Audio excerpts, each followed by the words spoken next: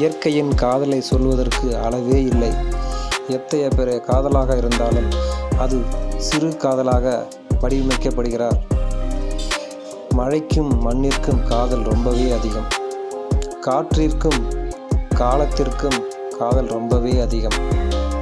காற்றிற்கும் மரத்திற்கும் காதல் ரொம்பவே அதிகம். குருவிகளுக்கும் மரத்திற்கும் காதல் ரொம்பவே அதிகம். இந்த காற்றுடன் காதலும் கலந்திருப்பதால் காதல்களை சொல்வதற்கு அளவே இல்லை. காதலை சொல்ல முடியாமலும் இல்லை. இயற்கை அன்னை காதலை பல முறைகளில் பலவிதமாக நமக்கை அர்ப்பணிக்கிறார்கள். ஆனால் அந்த காதலை எல்லாம் மறந்து இயற்கையை சிலர் அழிக்கின்றார்கள். இதுதான் சொர்க்கம். இந்த மண்ணுலகில் இது மாதிரி நாம் பார்ப்பது ரொம்ப அரிது.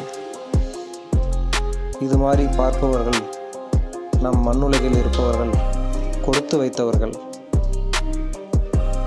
மழை நம் மண்ணை தேடி வருகிறது, மண் உடலை தேடி போகிறது. இதுதான் இயற்கை நமக்கு விதித்த விளையாட்டு.